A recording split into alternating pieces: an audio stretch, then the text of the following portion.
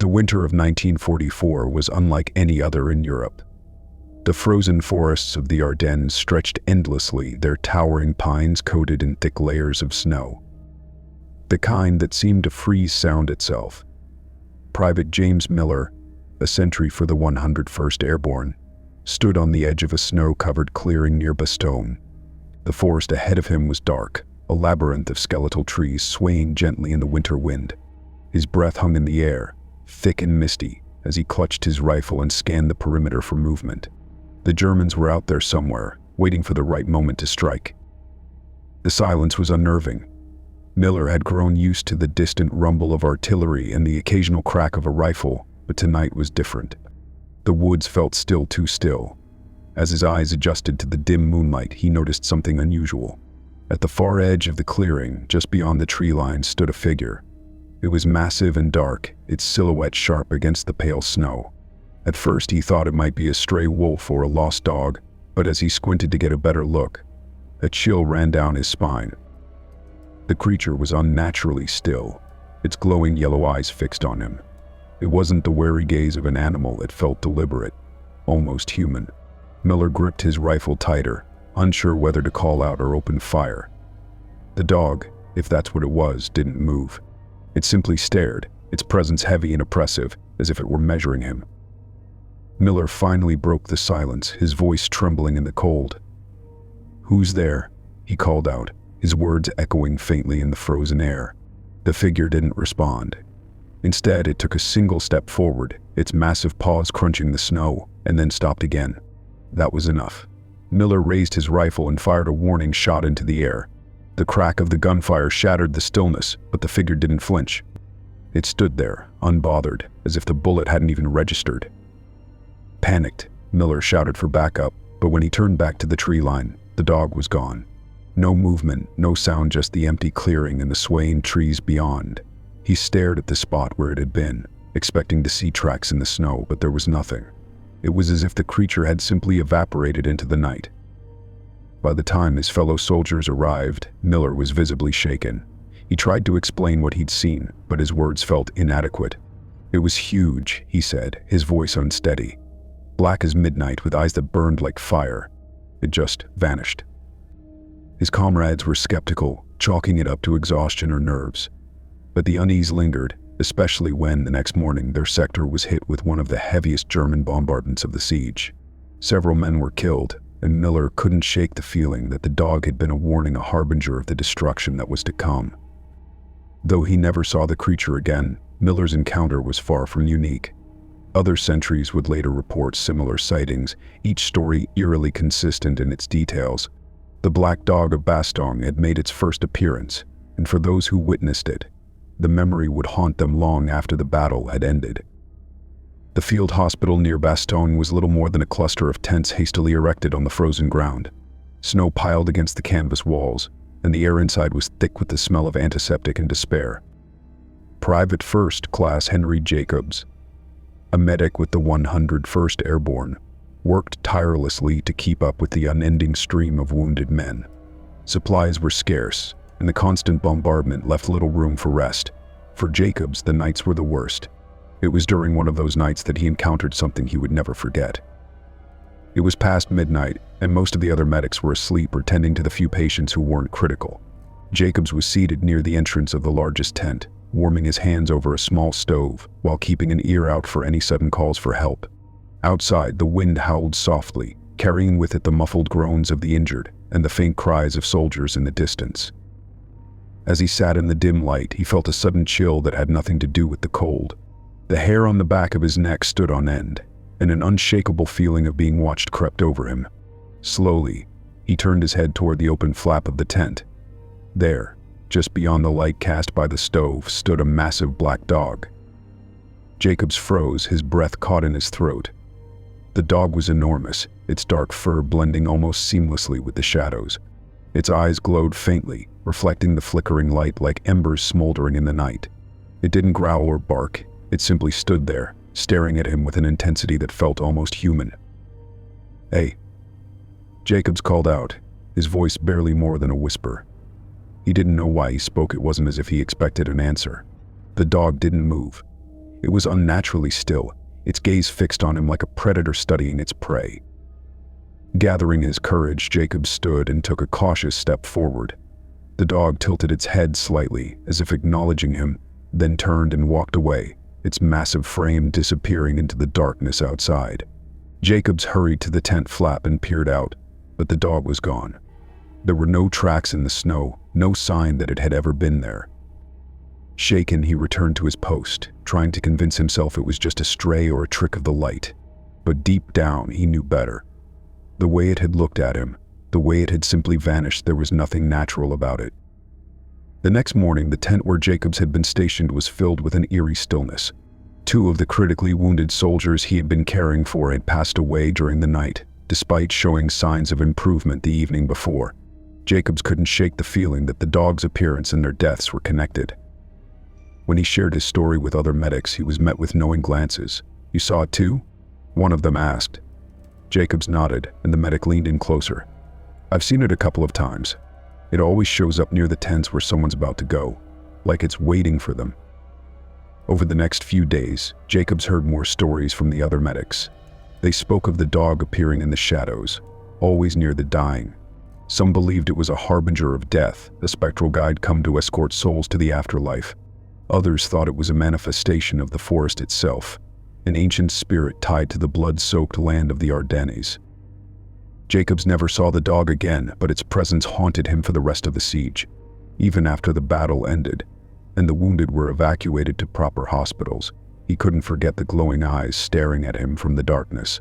For him, the Black Dog of Bastogne wasn't just a legend, it was a grim reality. A reminder of the thin line between life and death and the horrors of war. It was supposed to be a routine reconnaissance mission. A team of 6 men from the 101st Airborne had been tasked with scouting the woods just beyond Bastogne's defensive perimeter. The Germans had been quiet for days, and their superiors were growing uneasy, suspecting an ambush or a renewed offensive. The patrol moved out at dusk, their silhouettes blending into the snow-draped forest as the last light of the day faded. Sergeant William Carter led the group, a steady and reliable soldier who had earned his men's trust in the chaos of the Ardennes. Before they left, he jotted a quick note in his field journal: "Quiet day. Strange tension in the air. Heading out with the boys to check the tree line. Something feels off." The forest swallowed them whole, the silence amplifying every crunch of snow beneath their boots. The men moved cautiously, their rifles at the ready, scanning the dense undergrowth for any sign of movement. Hours passed without incident, but as night fell, a heavy fog rolled in, blanketing the forest and reducing visibility to mere feet. The patrol slowed to a crawl, unsure of their position in the disorienting haze. That's when they saw it. Private Charlie Dunn, the youngest in the group, was the first to notice the figure. "Sarge," he whispered, his voice barely audible. Carter turned to see Dunn pointing toward the fog. At first he saw nothing. Then, emerging from the murk like a shadow-given form, came a massive black dog. The creature was enormous, larger than any dog Carter had ever seen, its dark fur blending seamlessly with the gloom. Its glowing yellow eyes seemed to cut through the fog, locking onto the men with an unnerving intensity. The patrol froze, their breaths visible in the frigid air, unsure whether to shoot or hold their ground. The dog didn't move. It stood motionless, watching them as though it were sizing them up. Carter raised his rifle, but something in his gut told him not to fire. Instead, he took a cautious step forward, his voice firm yet calm. "Shoo, get out of here," he called, trying to sound more confident than he felt. The dog tilted its head slightly, almost curiously, then turned and disappeared into the fog. Carter and his men waited, tense and uncertain, listening for the sound of retreating footsteps. There were none. It was as if the dog had simply dissolved into the mist. "What the hell was that?" Dunn whispered, his voice shaking. None of the men had an answer. They pressed on, though the encounter had shaken them. As the night deepened, the forest seemed to close in around them. The fog grew thicker, and the already sparse moonlight barely filtered through the canopy. The men became increasingly uneasy, hearing faint noises, branches snapping, distant whispers that they couldn't explain. By the time they were due to return, they had grown hopelessly lost. Carter tried to keep the group calm, consulting his map and compass, but nothing seemed to line up. The patrol wandered in circles, their nerves fraying with each passing hour. At one point, Dunn swore he saw the dog again, just on the edge of his vision, but when he turned to point it out, it was gone. When morning came, the patrol was still missing. Search parties were sent out, combing the woods for any trace of the men, but they found nothing, no footprints, no equipment, not even a sign of a struggle. It was as if the forest had swallowed them whole. Carter's field journal was discovered days later, lying in the snow near a tree marked with deep claw-like scratches.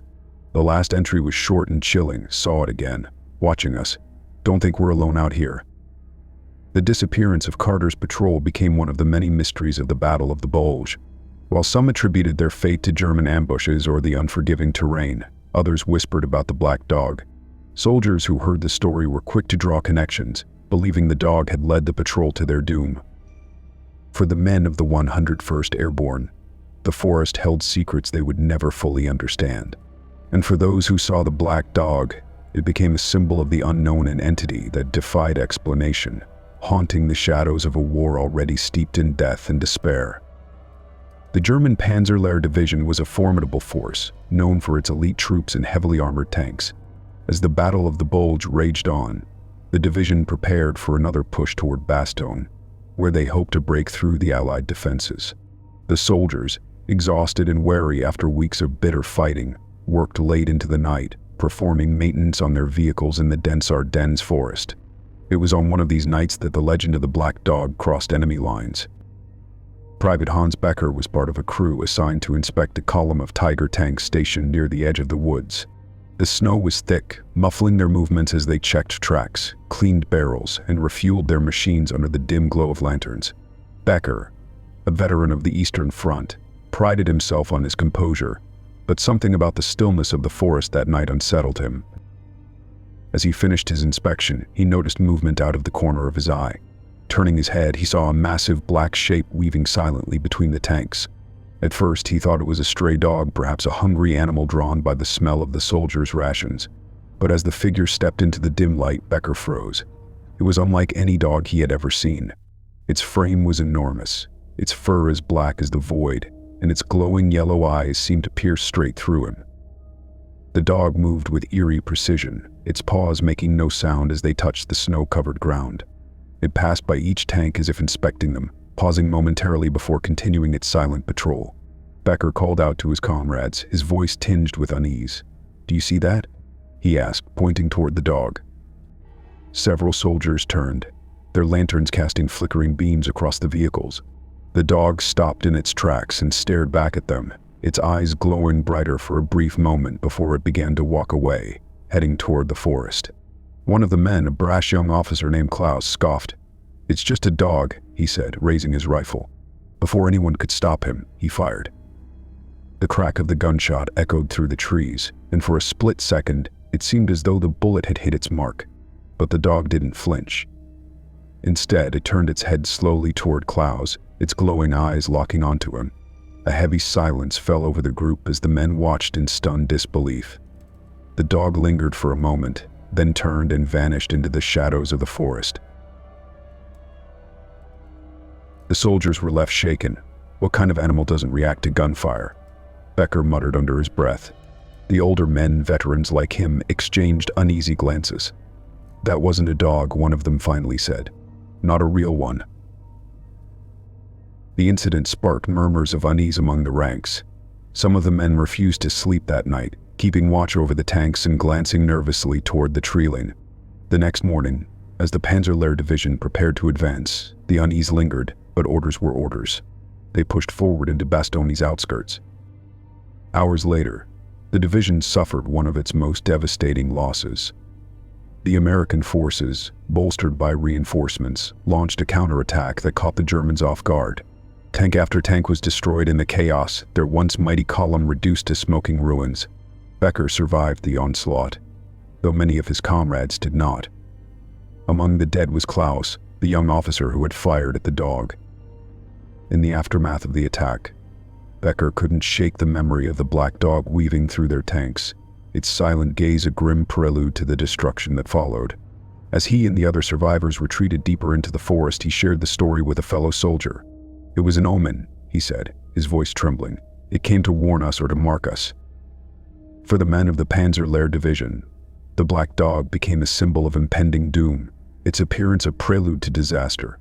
Though they couldn't explain what they had seen, they carried the memory with them, a haunting reminder of the night their strength was shattered in the frozen forests of Bastogne. The winter nights in the Ardennes were long and unforgiving. The soldiers of the 101st Airborne, entrenched in the frozen ground near Bastogne, spent most of their evenings staring out into the darkness, waiting for the next German assault. The ridge to the north of their position had become a focal point of tension. It offered a commanding view of the battlefield, and whoever controlled it had a significant advantage. It was from this ridge that several soldiers reported seeing something that defied explanation. Corporal Thomas Grayson was manning a forward observation post on a particularly cold and quiet night. The moonlight reflected off the snow, bathing the landscape in an otherworldly glow. Grayson and two other soldiers took turns scanning the ridge through their binoculars, noting any movement that might signal an enemy advance. For hours, there was nothing, just the eerie silence of the Ardennes. Then, shortly after midnight, Grayson saw it. At first, it was just shadow, a dark figure that seemed out of place against the pale snow. He adjusted the focus on his binoculars and froze. Standing at the crest of the ridge was a massive black dog, its silhouette sharp against the moonlit sky. Its fur seemed to absorb the light, making it appear almost like a void, and its glowing yellow eyes were fixed directly on him. "Did you see that?" Grayson whispered, nudging the soldier next to him. The man raised his own binoculars and let out a low curse. "What the hell is that?" he muttered. The two men stared in stunned silence as the dog stood perfectly still, unmoving despite the icy wind that whipped across the ridge. It seemed to radiate an unnatural calm, its presence both mesmerizing and deeply unsettling. Grayson felt a chill that had nothing to do with the cold. He handed the binoculars to the third soldier, who took one look and immediately set them down. "I'm not looking at that thing," he said, his voice trembling. They considered shooting at it, but something stopped them. Grayson couldn't explain it, an instinct perhaps, or a deep, primal fear.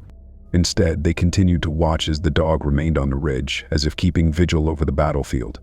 After what felt like an eternity, it turned and disappeared into the forest behind it. The men were left shaken. They returned to their foxhole, unable to shake the image of the dog's glowing eyes. They debated what they had seen, trying to rationalize the encounter. Maybe it was just a stray, one of them suggested weakly. But none of them truly believed that. The following morning, chaos erupted.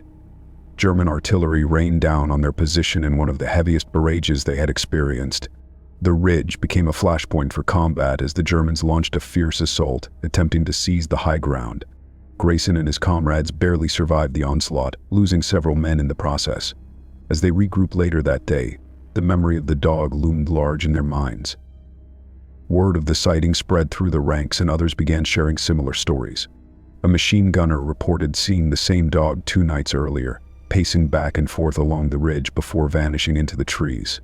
A sniper claimed he had the dog in his scope for several minutes but couldn't bring himself to pull the trigger. Each account carried the same details: the dog's massive size, its glowing eyes, and the unshakable sense of foreboding it left in its wake. For many, the black dog became synonymous with the ridge itself. Soldiers began referring to it as Death's Crest, believing that the dog's appearance signaled impending danger. Some even claimed the dog was guarding the ridge, ensuring that no one could hold it for long.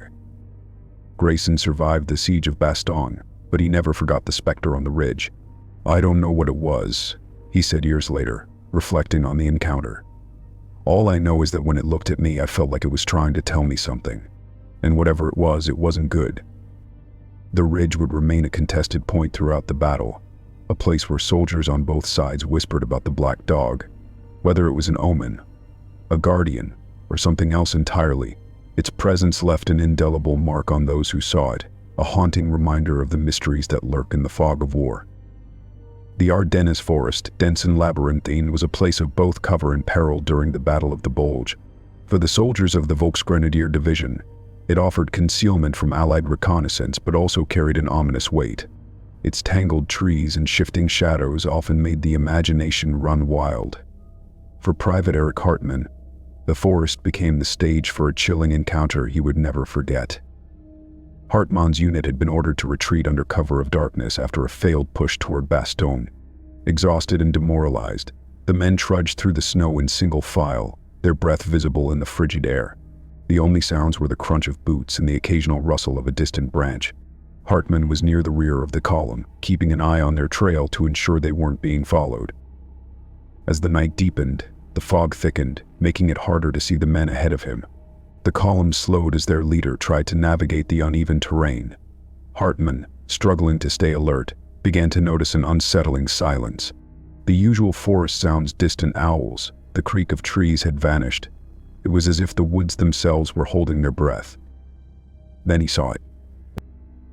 Just beyond the nearest cluster of trees, a large black shape emerged from the fog.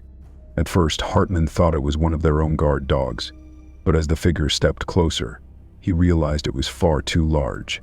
The dog's fur was dark and matted, blending with the shadows, and its glowing yellow eyes cut through the haze like lanterns. It was watching him.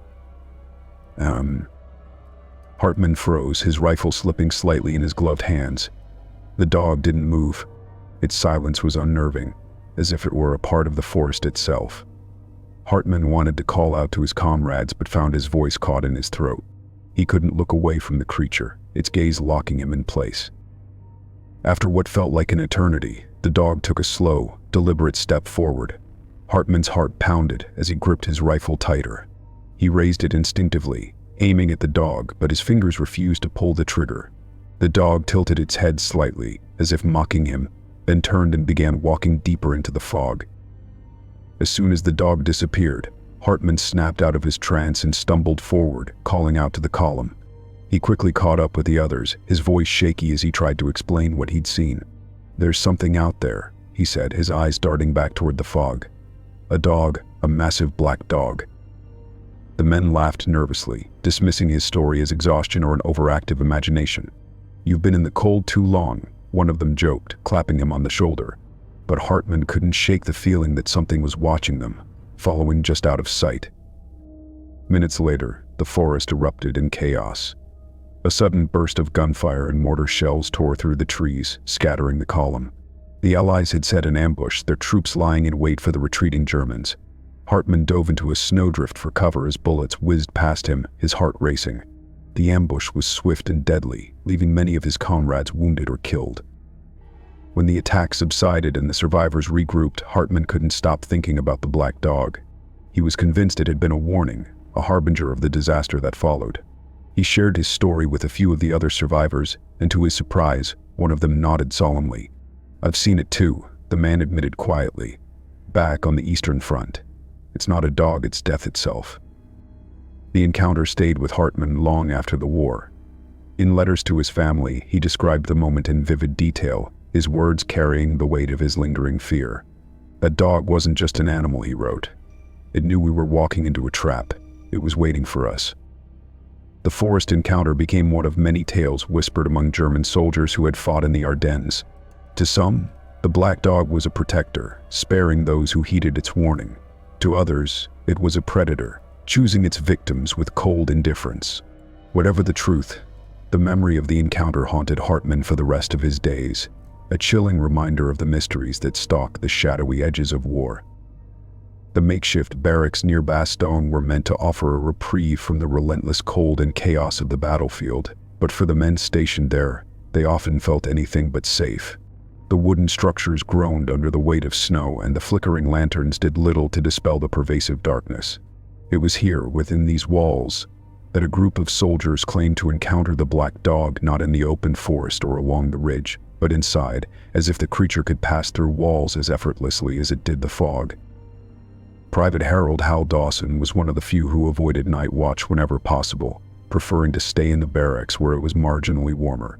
On one particular evening, he was lying in his bunk, staring at the ceiling as the sound of snoring and muffled conversations filled the room. The glow from a small oil lamp on the far wall cast long, distorted shadows across the floorboards. It was just another restless night, or so he thought. Shortly after midnight, Dawson was jolted awake by a sharp creak. It wasn't the usual groaning of the building, it was deliberate, as though someone had stepped heavily on the wooden floor. He sat up, rubbing his eyes, and glanced around. Most of the men were asleep, but a few stirred, clearly having heard the sound as well. Before Dawson could say anything, he saw it. Standing at the far end of the room near the door was a massive black dog. Its head was lowered, its yellow eyes glowing faintly in the dim light. It didn't make a sound, yet its presence filled the room like a suffocating fog. Dawson froze, his breath caught in his throat. The dog began to move, its paws gliding silently over the floorboards as it walked down the center aisle between the rows of bunks. What the hell is that?" whispered Private Murphy, who was wide-eyed and clutching his blanket like a lifeline. Dawson shook his head, unable to form words. The dog moved slowly, its massive frame casting long shadows against the walls. It seemed to pay no mind to the men, its gaze fixed ahead as it continued its silent patrol. One by one, the soldiers began to stir. A few gasped or muttered curses under their breath, but none dared to move. The dog stopped halfway down the room and turned its head, locking eyes with Dawson. For a moment, everything else faded: the snoring, the groaning of the building, the cold. There was only the dog and its unrelenting stare. Then, as suddenly as it had appeared, the dog turned and walked toward the far wall. Without breaking stride, it passed through the solid wood as if it weren't there, vanishing into the night. For a long moment, no one spoke. Then Murphy broke the silence. Did anyone else see that?" he whispered. Several heads nodded, their faces pale in the faint light. Dawson finally found his voice, though it came out as a croak. What the hell was that thing? The men spent the rest of the night wide awake, huddled together and glancing nervously at the door. By morning, the story had spread through the barracks. Some dismissed it as a collective hallucination, the product of exhaustion and stress. Others insisted it was real, a spectral harbinger that had crossed into their world for reasons they couldn't comprehend. A week later, tragedy struck. The barracks was hit by a direct artillery shell during a nighttime bombardment. Several men were killed, including Murphy, who had been standing near the very wall where the dog had disappeared. Those who survived the blast couldn't help but see the connection. "It came to warn us," Dawson said, his voice shaking as he recounted the event to a medic. "We just didn't understand." The story of the black dog in the barracks became a whispered legend among the troops. Some believed it was a guardian, its silent presence a warning of danger. Others saw it as a grim reaper, marking those who would soon perish. Whatever it was, its appearance left a scar on those who witnessed it. A haunting reminder that even in the relative safety of the barracks, they were never truly out of the reach of death. The Ardennes forest was known for its eerie silence, broken only by the occasional rustling of branches or the distant echoes of artillery. But during the siege of Bastogne, soldiers from both sides began to report an unsettling sound, a low, mournful howling that seemed to come from everywhere and nowhere at once. It was not the howl of a wolf or any animal they could identify. It was deeper, more resonant, and carried with it an air of profound unease. For those who heard it, the howling became an unshakable part of their nightmares. Private First Class Daniel Green, a communications operator for the 101st Airborne, first heard the sound on a particularly cold and foggy night. He was stationed in a dugout just outside the main perimeter, tasked with monitoring radio transmissions. The night had been uneventful, save for the occasional static crackling over the airwaves. Then, just after midnight, the howl began.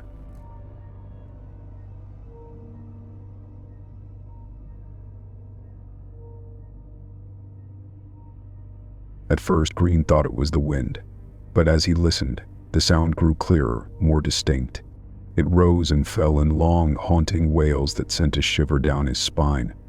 It was too rhythmic to be the wind and too deep to be a wolf. He stepped outside the dugout, scanning the tree line, but the fog obscured everything beyond a few feet. "Do you hear that?" Green asked the sentry nearby. The man nodded, his expression tense. "Yeah, I've been hearing it all night. It's not the first time, either." The sound seemed to drift through the forest, moving closer one moment and farther away the next. Other soldiers began to notice it too, their conversations falling to whispers as the howling persisted. Some joked nervously, trying to lighten the mood.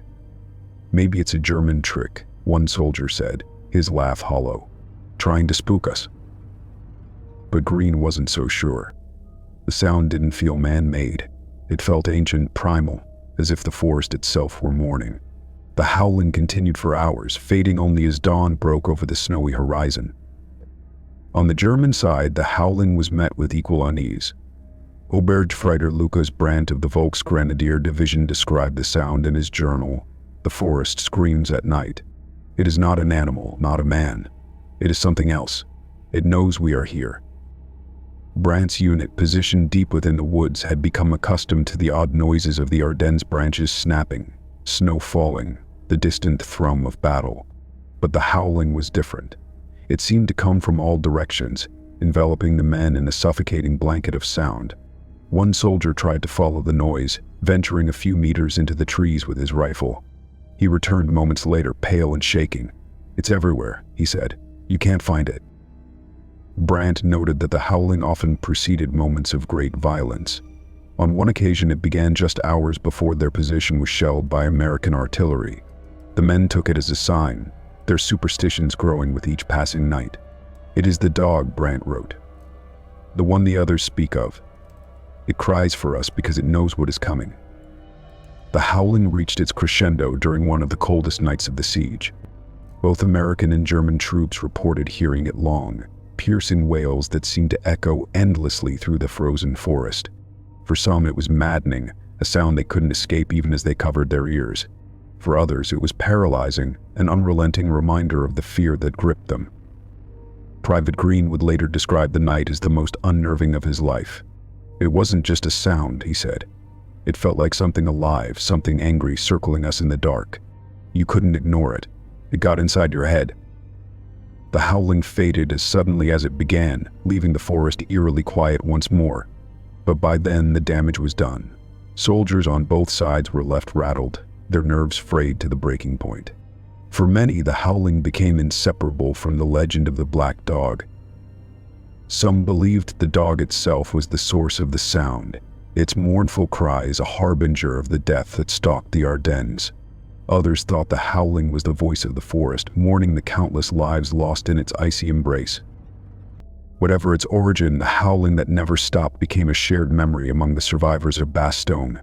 It was a sound that haunted them long after the battle was over, a reminder that in the frozen woods of the Ardennes, there were forces at play that no soldier, no matter how brave, could ever truly understand. The siege of Bastogne was nearing its breaking point. Supplies were dangerously low, morale wavered under the constant bombardment, and the frigid winter had taken its toll on both soldiers and equipment. The men of the 101st Airborne knew that relief was coming. General Patton's forces were on the move, but whether they would arrive in time was a question that haunted every foxhole. It was during these desperate hours that several soldiers reported an encounter with the black dog, an omen that seemed to foreshadow the chaos that was about to unfold. Corporal Eddie Sanders was among a group of scouts tasked with monitoring the outskirts of Bastogne as they waited for reinforcements. The forest was eerily quiet that night, the usual distant rumble of artillery replaced by a suffocating silence. The men moved cautiously, their boots crunching softly in the snow as they scanned the tree line for any sign of enemy activity. "We hadn't seen anything for hours," Sanders would later recount. "It was like the whole forest was holding its breath. Even the wind had stopped." As the scouts approached a clearing, Sanders noticed something unusual. Standing at the far edge of the open space was a massive black figure.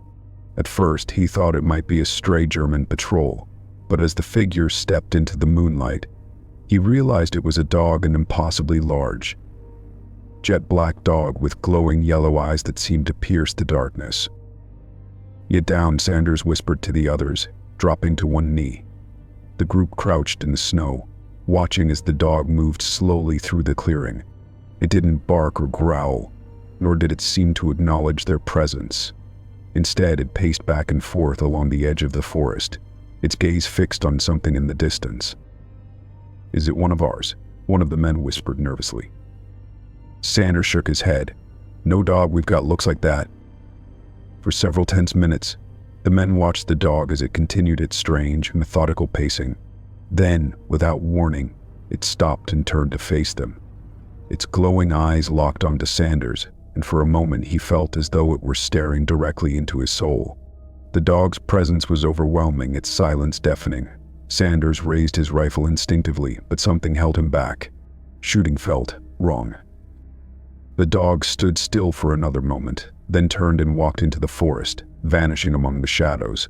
The scouts exchanged uneasy glances, unsure of what they had just witnessed. "We need to report this," Sanders said, though he had no idea how to explain what he had seen. The men returned to their position, their nerves frayed but their mission incomplete. Hours later, chaos erupted. The Germans launched a fierce attack, their artillery lighting up the forest in an attempt to overrun Bastogne's defenses before Patton's reinforcements could arrive. Sanders and his scouts were caught in the initial wave, barely escaping back to their lines as shells exploded around them. "We were lucky to get out alive," Sanders said later. "But that dog, I think it was warning us. It showed up just before everything went to hell." Stories of the Black Dog's appearance that night spread quickly through the ranks. Other soldiers claimed to have seen it as well, including a machine gunner who spotted the dog near his position shortly before the attack began. "It was just standing there, watching," the gunner reported. "Didn't move, didn't make a sound. And then it was gone." For some, the dog's appearance was a grim omen, a harbinger of the violence to come. For others, it was a sign of something greater. "Maybe it was trying to help us," one soldier suggested. "Maybe it was trying to keep us alive." By the time Patton's forces broke through to relieve Bastogne, the Black Dog had become more than a story. It was a symbol, a shared mystery that united the men who had fought through the siege. Whether it was a warning, a protector, or something else entirely, the dog's presence lingered in their memories, a haunting reminder of the thin line between survival and death in the frozen forests of the Ardennes. The siege of Bastogne was over. Relief had come at last, and the soldiers of the 101st Airborne, battered but unbroken, could finally pause to take stock of what they had endured. The guns were silent, the skies were clear, and for the first time in weeks, the forest around Bastogne was still. Yet, even as the echoes of battle faded, the legend of the Black Dog was not finished. Private Joseph Joe Keller had been assigned to a recovery patrol, tasked with marking graves and clearing abandoned positions. It was grim work. The snow-covered ground bore the scars of weeks of fighting, shell craters, shattered trees, and the wreckage of vehicles. As Keller and his squad moved through the forest, they worked in near silence, their minds heavy with the weight of what they had witnessed. As dusk began to fall, Keller's group reached a small clearing where several makeshift graves had been hastily dug. The wooden markers, inscribed with names and dog tags, stood like lonely sentinels in the fading light. Keller paused by one of the graves, adjusting the cross that had fallen over, when he noticed the peculiar stillness around him. The air seemed colder, the light dimmer, and the usual sounds of the forest were conspicuously absent. It was then that he saw it.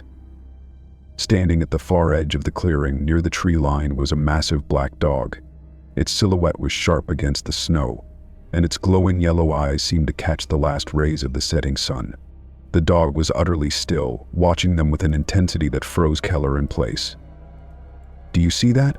one of his comrades whispered, his voice barely audible. Another nodded, gripping his rifle tightly. "What is it doing?" "Bang." The dog began to move, its gait slow and deliberate as it stepped into the clearing. The soldiers held their breath as it walked among the graves, pausing briefly at each one as if inspecting them. It made no sound, and the snow beneath its paws remained undisturbed. Keller's heart pounded as the dog drew closer to where he stood, its glowing eyes locking onto his. For a moment, everything else seemed to fade: the cold, the exhaustion, the forest itself. Keller felt as though the dog was looking through him, into something deeper. Then, without a sound, it turned and began walking back toward the tree line. It stopped at the edge of the forest, glancing over its shoulder one last time, before disappearing into the shadows. The sighting of the black dog at the grave stayed with Keller and his squad as they returned to camp. The weight of what they had witnessed was heavy, but even heavier was the question of why. It wasn't just that the dog had been there, it was how it moved, the silence it carried, and the strange, almost reverent way it had passed among the graves. As they recounted the story to others, they discovered that they weren't the only ones to see it. "That thing's been showing up for weeks," said Private First Class Lenny Morgan, a wiry soldier with a nervous demeanor. "I saw it the other night, over by the field where they buried the mortar team. Just stood there, looking at the crosses. It didn't come near us, though, just stared." Others chimed in, adding their own accounts. A medic spoke of seeing the dog near the field hospital's temporary cemetery, where hastily marked graves stretched in uneven rows. "I thought I was imagining it," he admitted. "It didn't feel like something real. But it wasn't scary, it was more like it was paying respects." Not everyone felt the same sense of calm. Corporal Jim Radcliffe, who had been with the 101st since D-Day, dismissed the notion of the dog as a benign presence. "Respect? Hell no," he said bitterly. "That thing's not here to pay respects. It's here to remind us, to haunt us. It's a shadow of what we've lost." The conflicting interpretations stirred unease among the men. Some viewed the black dog as a guardian, a watcher of the fallen. Others saw it as an ill omen, a manifestation of the death and despair that had seeped into the very soil of Bastogne. Arguments flared in mess tents and around campfires as soldiers debated the dog's purpose, each man clinging to his own understanding of what they had seen or what they hadn't. Keller tried to keep out of the arguments, but the memory of the dog lingered in his mind. He couldn't forget the way it had looked at him, as if it knew something he didn't. One evening, while working on repairs to their gear, he found himself talking to Sergeant Alan Reese, a veteran with a reputation for his calm, no-nonsense demeanor. "You think that dog's real?" Keller asked hesitantly. Reese paused, his hands tightening on the wrench he was holding. "Real? Yeah, it's real. But what it is, I couldn't tell you." "You've seen it too?" Keller pressed. Reese nodded slowly. "Twice. Once near the graves, like you did. The other time was after the shelling, over by the burned-out tanks. It didn't look at me either time. Just stood there, watching." "What do you think it wants?" Keller asked. Reese shrugged, but his expression was grim. "Maybe it doesn't want anything. Maybe it's just there, like the war made it real." As more soldiers shared their stories, patterns began to emerge. The dog was always seen near places of death, graves, abandoned positions, or the ruins of vehicles destroyed in battle. It never acted aggressively, never made a sound, and never stayed for long. Yet its presence was undeniable, a shadow that seemed to move between the living and the dead. One man, a chaplain's assistant named Henry Park, offered a more spiritual interpretation. "Maybe it's here to guide the souls of the fallen," he suggested. "A shepherd of sorts, helping them find peace." Radcliffe scoffed loudly. "A shepherd? If that's true, then it's doing a piss-poor job. There's no peace out here, and there sure as hell won't be when we leave." The tension surrounding the dog grew as the soldiers prepared for their next move. With the siege lifted, plans were in motion to push further into German territory, but the dog's continued appearances unnerved many of the men. Keller couldn't help but feel that its presence meant something more than just a haunting. It wasn't simply an observer. It was part of the battle, as integral to the forest as the snow and the trees. One final story came to Keller on the eve of their departure. A young private, barely out of his teens, approached him nervously, his hands shaking. "I saw it last night," the private whispered. "By the big oak near the graves. It stopped and looked at me, just for a second. And I swear, it nodded, like it was saying goodbye."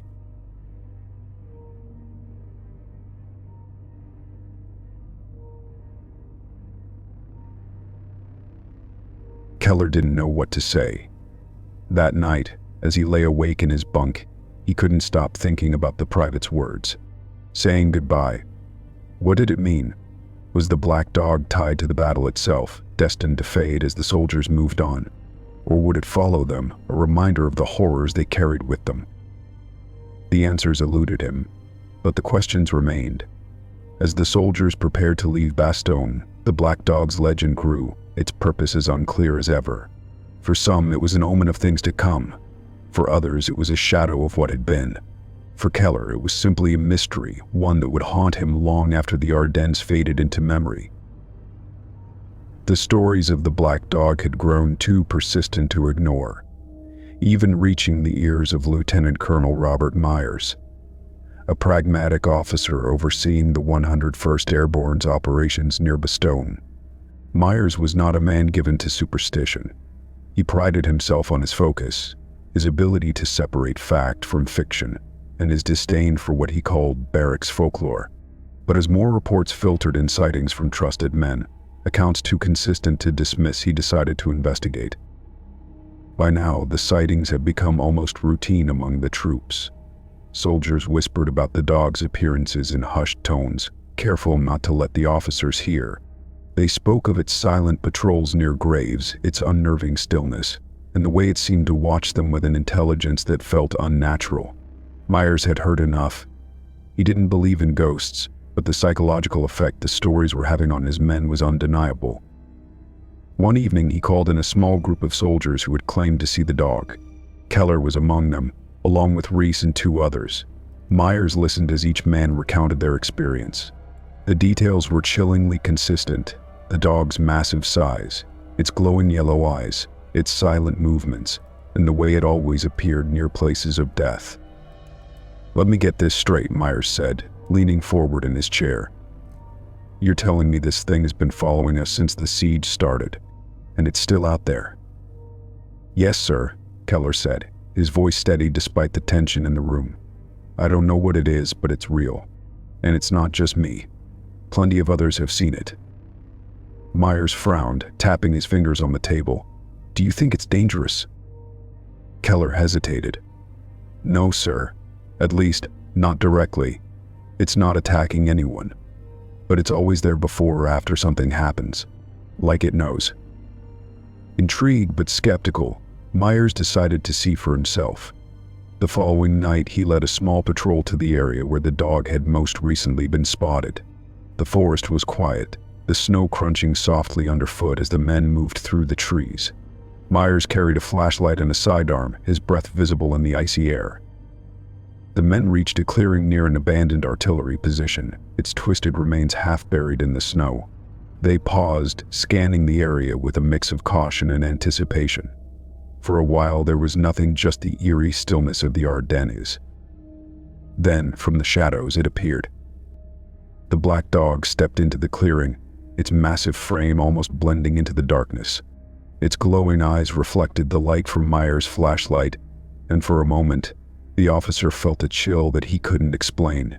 The dog was exactly as the soldiers had described, silent, still, and watching. Myers instinctively reached for his pistol, but something stopped him. The dog wasn't moving toward them, nor did it seem hostile. It stood near a shattered tree, its gaze fixed on the broken artillery pieces. It was almost as if it were remembering. "What the hell?" one of the soldiers whispered, his voice barely audible. Myers held up a hand, signaling for silence. He stepped forward slowly, his eyes locked on the dog. It didn't react, didn't flinch or retreat. It simply watched him, its glowing eyes unwavering. Myers felt an unexplainable weight settle over him, as though the dog's presence carried with it the weight of all the lives lost in this place. He stopped a few feet away, unsure of what to do next. "What are you?" he muttered under his breath. The dog tilted its head slightly, almost curiously, then turned and walked into the forest. It disappeared into the shadows without a sound, leaving Myers and his men standing in stunned silence. The experience left Myers shaken. He returned to camp without a word, retreating to his tent to process what he had seen. For the first time in his career, he felt as though he had encountered something beyond his understanding, something that defied logic and reason.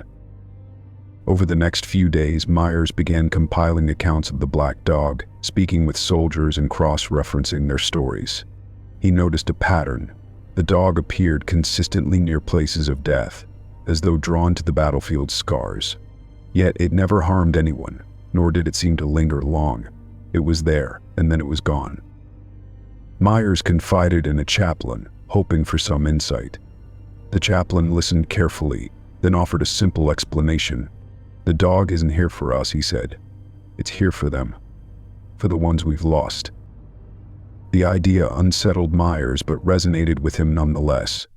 He began to wonder if the dog was tied to the land itself, a manifestation of the bloodshed and suffering that had soaked into the Ardennes over centuries of conflict. As the men prepared to leave Bastogne and push further into German territory, Myers found himself watching the treeline, half expecting the dog to appear again. The soldiers' stories had quieted somewhat, but the legend persisted, an unspoken presence that lingered in their minds. On their final night in the camp, Myers wrote in his journal, "I don't know what I saw out there. Maybe it was nothing. Maybe it was everything. But whatever it was, it doesn't feel finished." The black dog of Bastogne remained a mystery, one that Myers would carry with him for the rest of his life. Whether it was an omen, a guardian, or something beyond comprehension, its presence was undeniable, a shadow that refused to be forgotten, whispering of the lives lost in the battles yet to come. The soldiers of the 101st Airborne gathered their gear and prepared to move out of Bastogne. The siege was over, the battle lines had shifted, and their next objective lay deeper in German territory. Yet, as the men packed their belongings and dismantled their temporary shelters, an unease lingered in the air. The stories of the Black Dog were fresh in their minds, and many wondered if they had seen the last of the spectral figure that had haunted their time in the Ardennes. Private Keller sat on a log near the edge of the forest, his rifle across his lap. He watched the treeline as the sun dipped lower, casting long shadows over the snow-covered ground. He couldn't shake the feeling that something was watching him. He wasn't alone in his unease. Others glanced nervously toward the woods, their conversations subdued. As night fell and the last preparations were made, Keller heard a low murmur ripple through the camp. Men were gathering near the northern edge, pointing toward the forest. "It's here," someone whispered. "The dog's back." Keller rose, his pulse quickening, and joined the group. There, just beyond the perimeter, stood the Black Dog. Its massive frame was silhouetted against the dim glow of the moonlight, its glowing yellow eyes fixed on the camp. It didn't move, didn't make a sound, just stood there, watching. Unlike previous sightings, this time the dog wasn't alone. Dozens of soldiers, gathered in hushed silence, saw it too. Some clutched their rifles, their knuckles white, while others simply stared, their expressions a mix of awe and fear. Even Lieutenant Colonel Myers, who had largely kept the previous encounters quiet, stood among them, his jaw clenched as he took in the sight. The dog stepped forward, its movements slow and deliberate. It walked along the perimeter, pausing occasionally to look directly at the men. Keller felt a strange mix of emotions as he watched it: fear, yes, but also a deep sadness he couldn't explain. The dog seemed to carry with it the weight of everything they had endured, as though it embodied the collective grief and loss of the battle. As the dog made its way through the snow, it approached a group of graves near the camp. It stopped in front of them, lowering its massive head in what looked like a gesture of mourning. The soldiers watched in silence, their breath visible in the frigid air, as the dog stood there for several moments. Then, with one last look toward the camp, it turned and began walking toward the forest. The men expected it to vanish into the shadows as it always had, but this time was different. As the dog reached the treeline, it paused and looked back. Its glowing eyes swept over the gathered soldiers, lingering on each of them as if taking their measure. Then, with a deliberate and almost ceremonial gait, it disappeared into the trees, its form dissolving into the darkness. For a long time, no one spoke. The men stood in silence, the only sound the faint rustle of the wind through the trees. Finally, Myers broke the quiet. "It's done," he said, his voice low but firm. "Whatever it was, it's done." In the days that followed, the soldiers moved on from Bastogne, their focus shifting to the next phase of the war. Yet the memory of the Black Dog lingered. For Keller and the others who had witnessed its final appearance, it felt like a closing chapter, a moment of profound significance they couldn't fully explain. Some men believed the dog was a guardian, a spirit tied to the battlefield, offering one last farewell before they left the Ardennes. Others thought it was a harbinger, its presence a reminder of the horrors still to come. A few, like Myers, simply accepted it as a mystery, one they were unlikely to solve but would carry with them nonetheless. Years later, Keller would reflect on that night with a mixture of awe and sadness. "It wasn't just a ghost or a story," he said in an interview. "It was something real, something that understood what we were going through. I don't know if it was there to warn us or comfort us, but I'll never forget it." The Black Dog of Bastogne became a legend among those who fought in the Ardennes, a shadow that refused to be forgotten. Whether it was an omen, a guardian, or the embodiment of war itself, its final appearance left an indelible mark on the soldiers who saw it. For them, It was a reminder of the thin line between life and death, the unexplainable forces at play in the chaos of war, and the mysteries that linger long after the battle is over.